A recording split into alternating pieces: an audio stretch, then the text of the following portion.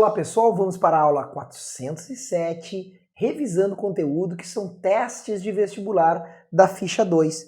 Nessa ficha 2 a gente vai analisar o potencial elétrico de uma carga pontiforme. Vamos à aula de correção. A primeira questão da VUNESP diz assim: a figura é a interseção de um plano com centro C de um condutor esférico e com 3 superfícies equipotenciais ao redor desse condutor. Uma carga de 1,6 vezes 10 na menos 19 é levada do ponto M ao ponto N. O trabalho realizado para deslocar essa carga é de quanto? Então, a carga de 1,6 vezes 10 na menos 19 coulombs é levada de N até N. Em qual trajetória? Não interessa. Por que não interessa? Porque a força elétrica é uma força conservativa, então o trabalho independe do caminho. O trabalho da força elétrica para ir de um ponto inicial ao ponto final é a carga vezes a diferença de potencial, ou seja, a carga vezes, cuida isso, é o potencial inicial menos o potencial final. A carga que ele me deu é uma carga positiva. Então o ponto inicial é o ponto N, o ponto final é o N. Então 1,6 vezes 10 na menos 19 coulombs vezes potencial inicial 5 menos o potencial final 10. Então o trabalho da força elétrica para ir de M a N, 10 na menos 19 vezes menos 5. 5 menos 10 menos 5. O trabalho para ir de M a N é menos 8 vezes 10 na menos 19. Coloquei tudo do sistema internacional, aqui coulomb, aqui volts, então joule. Ele não abordou aí o sinal do trabalho, né? Ele deveria ter dito corretamente o módulo do trabalho, porque ali ele botou positivo, né? A resposta correta seria menos 8. Mas como ele não abordou isso e não tem positivo e negativo, então 8 positivo ali, né? A questão deveria ter salientado. C de Canadá deveria ter salientado que é um módulo. Uma carga pontiforme Qzão negativa, olha aqui, negativa, encontra-se fixa no vácuo. E uma outra pontiforme também negativa, então Qzão é negativa e Qzinho é negativa, tá? Ele quer saber o seguinte: executa com velocidade de módulo constante cada um dos percursos enumerados de 1 a 5 na figura a seguir. Sobre a carga Qzinho atua apenas a força elétrica e uma força conservativa F. As linhas tracejadas na figura representam circunferências com o centro na carga Qzão. Então a linha tracejada são as equipotenciais, lembram? Mas aí ele está falando que são circunferências, tá? Com o centro na carga Qzão. Considerando o trabalho motor como positivo e o trabalho resistente como negativo, assinale qual alternativa em que a força F realiza o maior trabalho. Olha só, então, o que acontece aqui? Eu tenho algumas situações. Situação 1, sai de um potencial e volta para o mesmo potencial, não tem trabalho. Então aqui não há trabalho. Trabalho na situação 1 é 0. Porque lembra que para ter trabalho tem que ter o quê? Diferença de potencial entre o início e o fim. Então, se o potencial do início é igual ao do fim, não há trabalho. Situação 2 também, ó, sai do potencial e vai para o mesmo potencial. Situação 2 não há trabalho. Situação 3A, aqui eu esqueci de botar as situações, aqui é a situação 4 e aqui é a situação 5. Situação 5 também não há trabalho, porque eu saio de um potencial e volto para o mesmo potencial. Então, situação 5 não há trabalho. Só há trabalho na situação 4 e na situação 3. Notem que ele fala para nós em que a velocidade é constante. Então, nós temos duas forças atuantes. Então, se nós temos duas forças atuantes, nós temos o trabalho. Quais são as duas? A força elétrica, que é essa de IAF, que é a carga vezes a BDP, mais o trabalho dessa força conservativa. Como ele fala para nós que a velocidade tem módulo constante, vamos lembrar que o trabalho da força resultante é a variação da energia cinética. Mas se a velocidade foi constante, o que nós temos? Nós temos que a variação da energia cinética será zero. Não vai mudar a energia cinética. Velocidade constante, energia cinética constante. Então nós temos que o trabalho da força resultante dará zero. Então eu sei que a soma dos trabalhos da força elétrica mais o trabalho da força F tem que dar zero. É isso que eu sei, ok?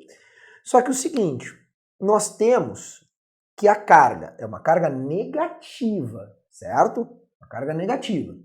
A Qzinho, ó, Qzinho é negativo, ele falou para nós, sabendo que tá aqui, tá botei, ó, Qzinho negativo. O que vai acontecer? A carga geradora negativa cria potenciais, vamos lembrar que as linhas de campo, elas entram no quê? Na carga geradora negativa. No sentido das linhas, o potencial decresce. Então, a carga 4 negativa, ó, sempre a carga de prova é negativa, está indo, olha aqui, ó, contra o campo. Desculpa, está indo. Tá certo, ó. Porque a carga ela está indo a favor do campo, mas vamos lembrar que a carga negativa sofre força elétrica contrária. Tá? Então, porque essa negativa repele essa negativa. E aqui, nessa situação, a carga está acontecendo o quê? Está indo desse ponto para esse ponto. Então, nós sabemos que se a soma dos trabalhos da força elétrica mais dessa força conservativa tem que ser zero, o trabalho dessa força F é menos o trabalho da força elétrica para ir de um ponto inicial a um ponto final. Notem que a carga negativa repele aqui em 4 e também repele em 3.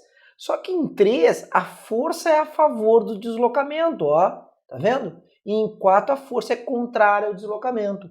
Então eu sei que em 3, vou começar com em 3, o trabalho da força elétrica é positivo, porque é a favor do deslocamento. Ou, se tu quiser pensar, a carga negativa está indo para um potencial, o que? Maior. Tá? Ó, a linha de campo é assim, então o potencial maior. Então, o trabalho é positivo da força elétrica. Se o trabalho da força elétrica é positivo, na situação 3, o trabalho da força F será negativo.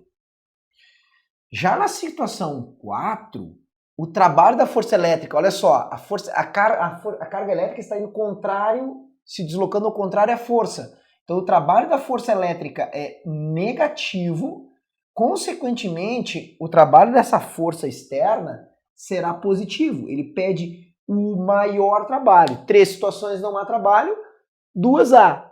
O maior trabalho é o positivo, né? E ele pede isso, né?